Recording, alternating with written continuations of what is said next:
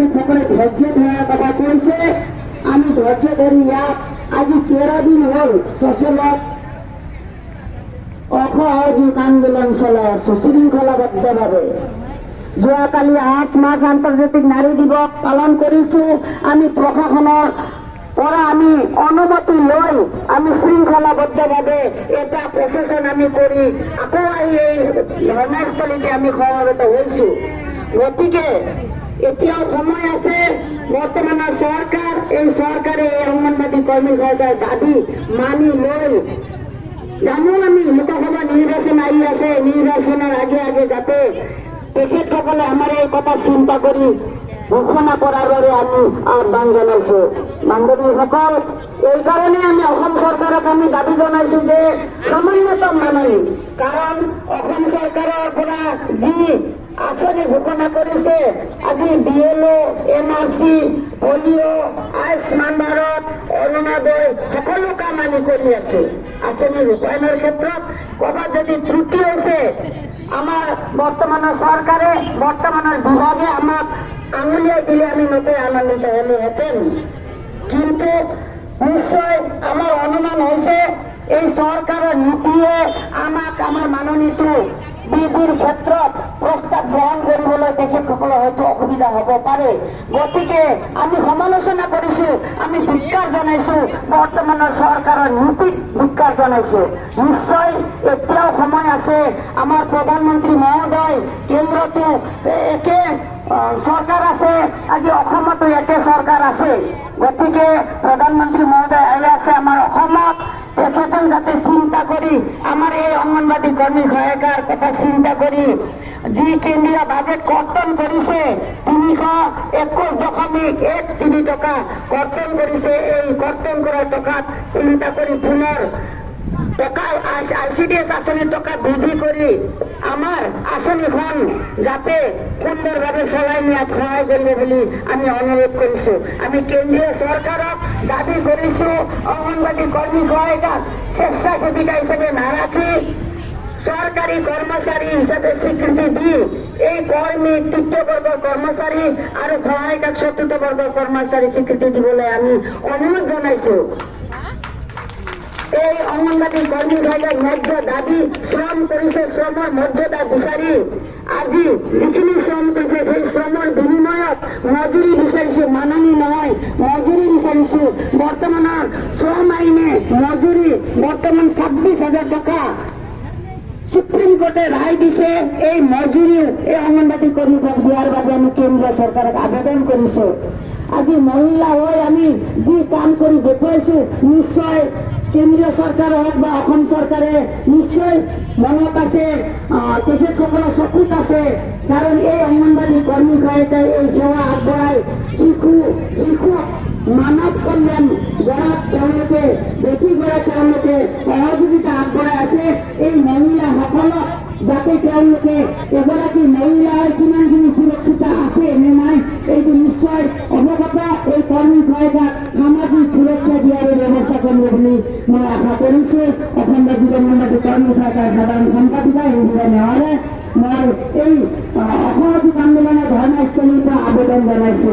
এতিয়াও আমি বদ্ধভাৱে আমি আমাৰ কাৰ্যসূচী চলাই গৈ আছো। ইয়াত বহি আছে, আমি কষ্ট অনুভৱ কৰা নাই। সকলো ৰাইজে, ওচৰৰ ৰাইজে সহযোগিতা আগবঢ়াইছে। এটা মানৱতা খাতিৰতো এই চৰকাৰে নিশ্চয় চিন্তা কৰিব বুলি আমি আশা কৰিছো। ইনকলাব জিন্দাবাদ, ইনকলাব জিন্দাবাদ, অসম ৰাজ্যিক অংগনবাদী কৰ্মী সহায়তা সন্থা জিন্দাবাদ, অসম ৰাজ্যিক অংগনবাদী কৰ্মী সহায়তা সন্থা জিন্দাবাদ, CITU জিন্দাবাদ, CITU জিন্দাবাদ। CITU পুকারে অঙ্গনবাদী কর্মী দাবি মানিল, CITU পুকারে অঙ্গনবাদী কর্মী দাবি মানিল, ইনকলাব জিন্দাবাদ, জিন্দাবাদ, জিন্দাবাদ, আওয়াজ দে।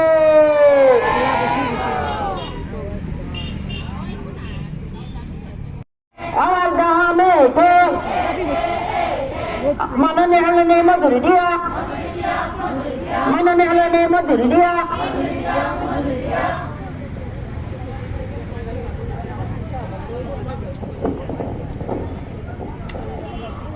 সহকৰ্মী বান্ধৱীসকল, প্ৰথমতে আপোনালোকক বহুত বহুত শুভেচ্ছা, কাৰণ আপোনালোকে বহুত কষ্টৰ মাজেৰে আহিছে। কাৰণ আজি আমি গম পাওঁ যে আমাৰ গোটেই বাছবোৰ ৰিকুৱেশ্যন কৰি শিৱসাগৰলৈ গৈছে। তথাপিও আপোনালোকে ইয়াৰ মাজত আহিছে কেৱল মাত্ৰ আমাৰ ন্যায্য দাবী পাবৰ কাৰণে, যিটো আমি এনেই পাব লাগে, কিন্তু আমি আমাৰ আজি ন্যায্য দাবীটো পাবৰ কাৰণে ইয়াতে সংগ্ৰাম কৰিব লগা হৈছে। আমি সংগ্ৰাম কৰিব ইয়াত অকল বহি থাকিলেইতো নহ'ব। আমাৰ তাৰমানে চিঞৰটো, আমাৰ শব্দটো ইমান দূৰ হ'ব লাগিব যাতে আমাৰ দিছপুৰীয়া ৰজাবৰীয়াই শুনা পায়। আৰু আমাৰ এনেকুৱা বিশ্বাস আছে যে আমাৰ সকলো সংগ্ৰামী বান্ধৱীয়ে এইদৰে আৱাজ দিব আৰু তাত গৈ আমাৰ সেই শব্দবিলাক শুনিব।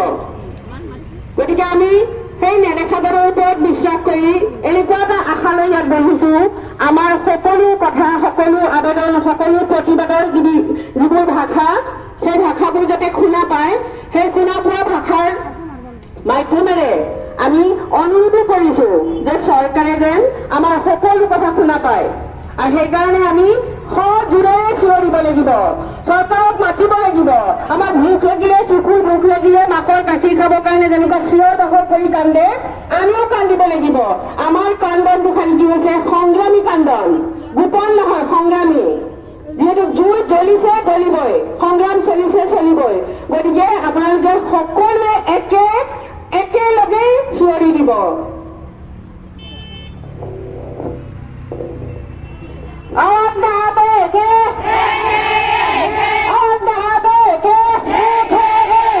এই জুই জ্বলিছে, জ্বলিছে, চলিব। এই সংগ্ৰাম চলিছে, চলিছে, চলিব। এই জুই জ্বলিছে, জ্বলিছে, চলিব। এই সংগ্ৰাম চলিছে, চলিছে, চলিব।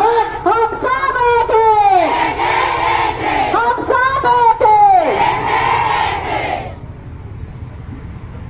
সবেকে, আমার জাহাবেকে, আমার দাবি ন্যায্য দাবি, আমার দাবি ন্যায্য দাবি, ন্যায্য দাবি অতি গ্রাম মানিল, মানিল, মানিল, ন্যায্য দাবি অতি গ্রাম মানিল, মানিল, মানিল, মাননীয় হলনি মজুরি দিয়া, মজুরি দিয়া, মজুরি দিয়া, মাননীয় হলনি মজুরি দিয়া, মজুরি দিয়া, মজুরি দিয়া, সবচাবেকে, এই জুই জ্বলিছে, জ্বলিছে, চলিব।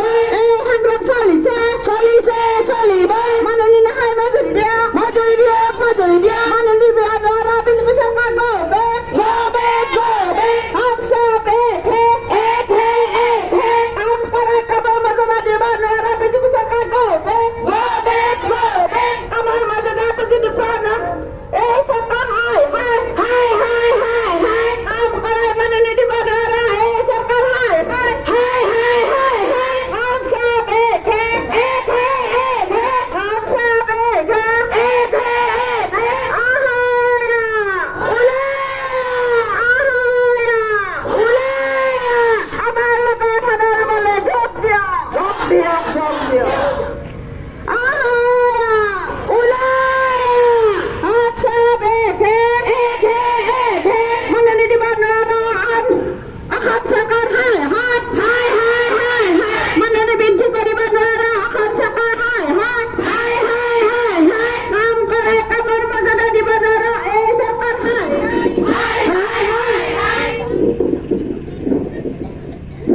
বান্ধৱীসকল, আজি কেইবাখনো জিলাৰ সংগ্ৰামী নেত্ৰী আহিছে।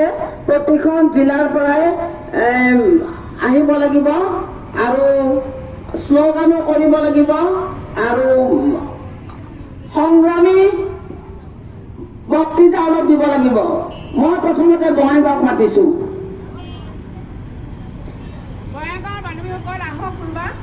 বঙাইগাঁও জিলা